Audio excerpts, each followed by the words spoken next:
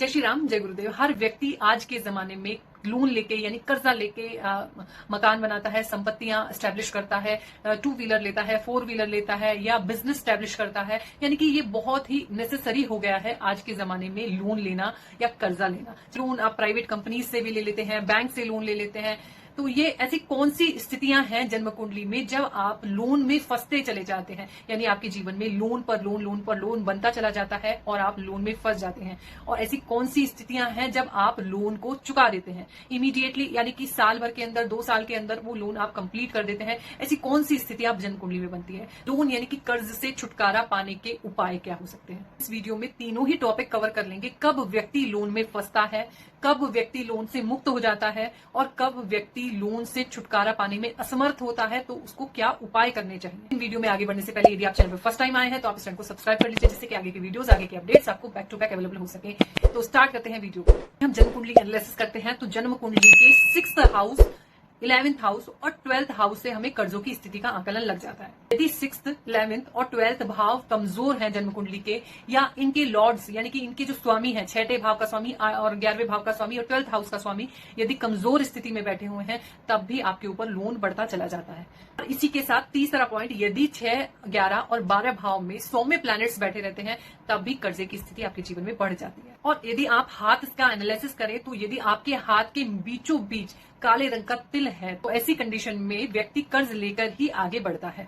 यदि आपकी जन्म कुंडली के अनुसार 6th हाउस पर शुक्र ग्रह और बृहस्पति का शुभ प्रभाव होता है, तो आप जल्दी ही कर्जों से मुक्ति मिल जाती है। आप जो भी लोन लेंगे वो जल्दी से जल्दी आप कंप्लीट कर देंगे। 6th हाउस में मंगल देव विराजमान है, तो आप कर्ज से मुक्ति तो मिलेगी ही, लेकिन थोड़ी कठिनाइयों के बाद आपको कर्ज से मुक्ति मिलेगी। यदि आपके जन्म कुंडली में 6th हाउस में शनि की प्लेसमेंट अच्छी नहीं है, तो आप कर्ज चुकाने में कई बार असमर्थ हो जाते हैं। बहुत कोशिशों के बाद भी आप कर्जा नहीं चुका पाते। और यदि 6th हाउस पर राहु, केतु और बुध का खराब प्रभाव है, तो ऐसी सिचुएशन में व्यक्ति कर्जा चुकाना ही नहीं चाहता, वो बस कर्जों पर कर्जा यानी लोन्स पे लोन लेता चला जाता है। और यदि 6th हाउस में शनि और मंगल की युति होती है, तो कई बार ऐसा देखा गया है कि कर्ज यानी लोन के कारण व्यक्ति को अपमानित होना पड़ता है। बात करते हैं आपको कब कर्ज नहीं लेना चाहिए। तो आपको शनिवार के दिन कर्जा नहीं लेना चाहिए, आपको 17 तारीख को कर्जा नहीं लेना चाहिए, आपको 8 तारीख को कर्जा नहीं लेना चाहिए, आपको 26 तारीख को भी कर्जा नहीं लेना चाहिए।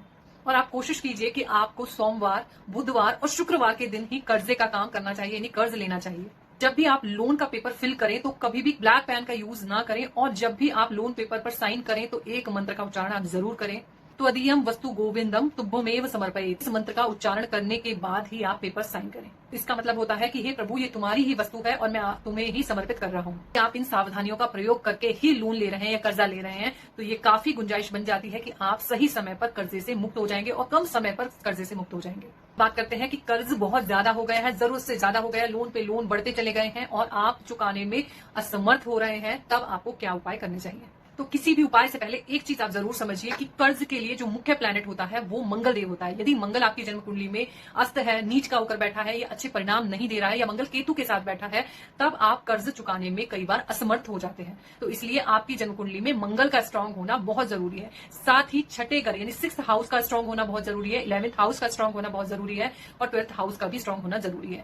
साथ ही 6 और 11 और 12 भाव यानी 6, 11 और 12th भाव के प्लैनेट्स यानी लॉर्ड्स, इनका भी अच्छा होना बहुत जरूरी है, तभी आप जल्दी से लोन चुका पाते हैं। लेकिन अगर हम मेजर प्लेनेट की बात करें तो मंगल का आपकी जन्म कुंडली में अच्छा होना बहुत इंपॉर्टेंट है, जिससे आप जल्दी लोन चुका पाएंगे। इसी के साथ यदि आपकी जन्म कुंडली में गुरु की पोजीशन अच्छी नहीं है, गुरु अच्छा नहीं है, साथ में चंद्रमा भी अच्छे प्रभाव नहीं दे रहा है, तब भी आप कहीं ना कहीं कर्ज की स्थिति में फंसते चले जाएंगे। और इसी के साथ जब 7.5 ढैया चलती है, तब हम स्पेशली मना करते हैं कि कर्जों से बचें, क्योंकि चंद्रमा के ऊपर से शनि का गोचर होता है। इस टाइम पर यदि शनि कुंडली में अच्छा नहीं है, तो आप लोन से यानी कि कर्जे चुकाने में असमर्थ हो जाते हैं। 7.5 में, स्पेशली 7.5 में कर्जा लेने से बचें। अब बात करते हैं सटीक उपाय। 2 सटीक उपाय हैं। रात के समय स्नान करके मध्य रात्रि में आप हनुमान जी के सामने 9 मुखी चमेली के तेल का दीपक जलाइए और ऋण मोचन मंगल स्त्रोत का पाठ कीजिए। आप ऋण मोचन मंगल स्त्रोत का पाठ 41 डेज तक लगातार करेंगे, तो आपके जीवन में मनी के सोर्सेस खुलने लगेंगे। जब पैसे के सोर्सेस खुलने लगेंगे, तो आप धीरे धीरे अपना लोन भी चुका पाएंगे।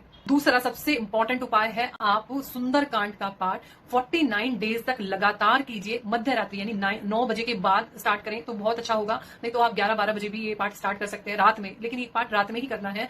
रात में 9 बजे के बाद सुंदरकांड का पाठ संकल्प लेकर 49 डेज का आप पाठ कीजिए। निश्चित ही आपके लिए भगवान कोई ना कोई ऐसा सोर्स बना देगा जिससे आप अपना लोन टाइम से चुका पाएंगे, और इससे आपकी मंगल की पोजीशन भी जन्म कुंडली में मजबूत होती चली जाएगी। तो यदि आप ये दो एकदम सटीक उपाय अपने जीवन में करते हैं तो आप धीरे धीरे ऋण और कर्जों से मुक्त होते चले जाएंगे। आई होप ये इन्फॉर्मेशन आपको बहुत ही इंपॉर्टेंट लगी होगी। इसी तरीके के इन्फॉर्मेटिव वीडियो जो बेस्ड है एस्ट्रोलॉजी, न्यूमरोलॉजी और हनुमान जी की भक्ति पर, आप हमारे चैनल को लाइक कीजिए, शेयर कीजिए, कमेंट कीजिए और सब्सक्राइब भी कीजिए। तब तक के लिए